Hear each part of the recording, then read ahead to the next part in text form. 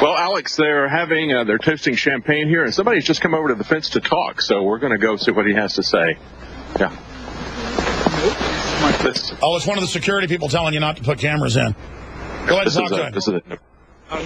In the Netherlands, you always, I think in all countries, you're always busy with little things. Yeah.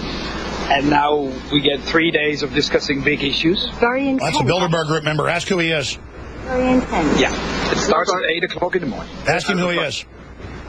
Oh, okay. This is Diederik Samson, and who are you with?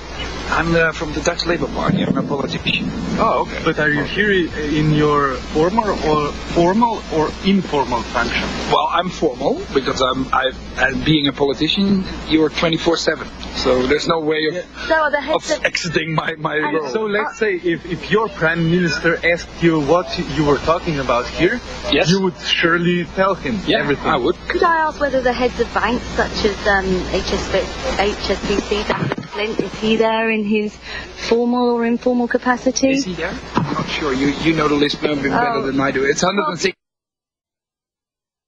participants, and it's only one. Sutherland from Goldman Sachs International. Yeah. Okay. Yeah. Now, is he formal or informal? Is he still a member of? Is he still head of Goldman Sachs International? Is he?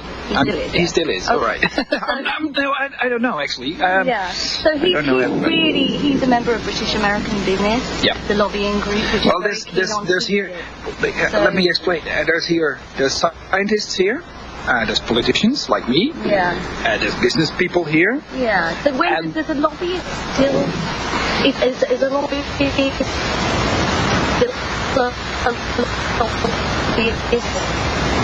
We got some Skype breakup. Are you being lobbied?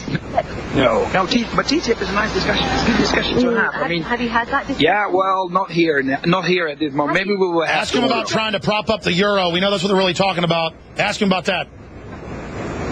That's like everybody. I think, like you, we are worried about what happens there. I mean, nobody wants an armed conflict, and it's already happening. Intelligence sharing discussion? No. Ask him about propping up the EU. Are you talking about propping up or the day after? I'm not sure. Are you talking about propping up the euro? No. No? We talked about Europe. We talked about what to do next for Europe. Oh. And basically what I said in the discussion is that people are fed up with discussions about treaty change and euro and whatever for one drops. Oh my gosh, I hate having to go to break right now. We got him ID'd once. He's behind the Bilderberg fence. He's the leader of a major labor party, Diederik something. We're looking up his name right now. I believe David Knight can interrupt right now. He can hear me down the Skype and recap, and then formally butt in front of the reporters that are there that are asking their questions. They're somewhat good. They're asking about him in official capacity. He admitted he's operating in official capacity. That may mean in his country that's not illegal. I doubt that.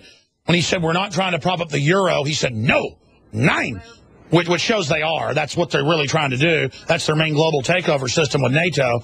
I want to ask him some questions. David Knight, can you hear me? It's Diederik Samson, and he is the leader, Dutch politician, of the Labour Party. That's the biggest party in the Netherlands. So that guy's very powerful in his country.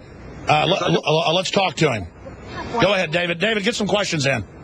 You know, who knows? You might be having more. You might be invited back. Let's hope. He's also the leader of the parliament. He's the speaker of the house, basically. Energy. How do they structure it? Do they have the kind of experts on a panel giving presentation? It's very classical. You could say it's very boring, but it's like normal, like lots of conferences. You have experts on a panel, and then he's a Greenpeacer.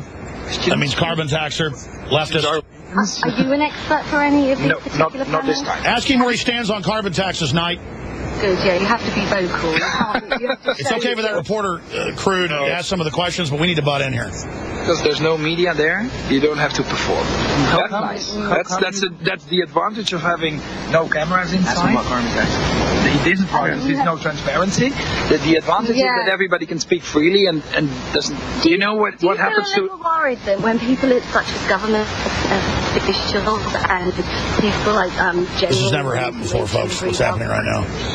In front of banks. At the meeting. I think he's even violating the internal agreement. But they know it's all blown wide open now.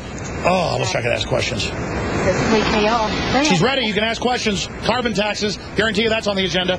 And you know, inside information is kind of quite sensitive. But these speakers are all speaking so freely in front of the head of well, they're not speaking Completely You said free.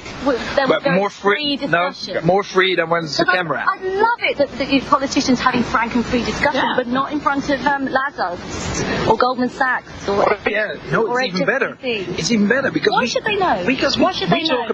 We talk as The trends. No, as politicians, I talk about as a politician worried about banks. I talk about the need for banks. Ask him to about behave. LIBOR and carbon taxes. Tell David to do that or put the earpiece in.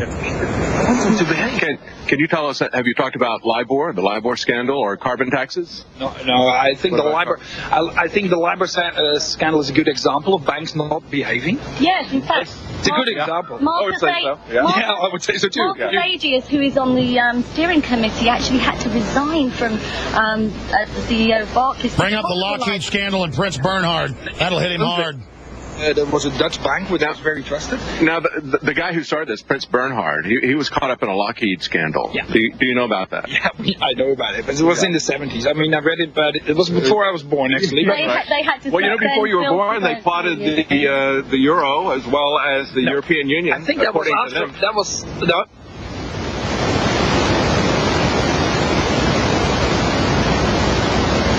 We got bad Skype. Just get him one more message. The crew's doing a great job. I'm not saying you planned it. I'm saying that Bilderberg did. So we believe that there's real policy being crafted here. Maybe not in the discussion groups that you're part of. I don't think policy is crafted here. but Bilderberg bragged to the German news last week they're the most powerful, and they do set policy.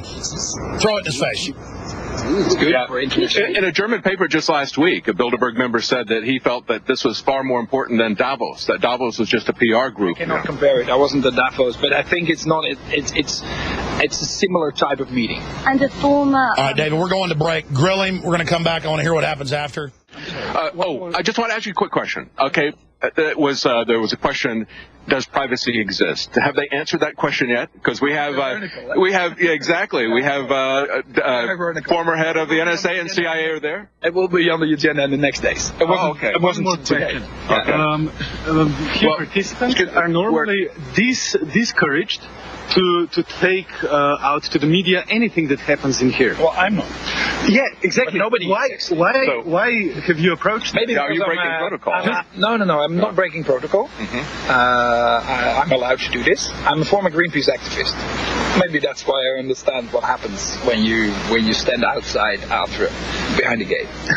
Well, thank you for talking to us. Appreciate it. Thank you so much. Bye bye. All right, Alex. David Knight, unprecedented. Give us your take on what we missed during break. Well, he was the labor leader. What was the country that he was from? Holland. Yeah, from the Netherlands. It's the Netherlands. Social Democrat, labor leader. He said he had been a former Greenpeace activist, so that's why he wanted to come out and talk to us. He said he knows what it's like to be on the outside. Let me He's get here. Diederik Samson. Yes, that's correct.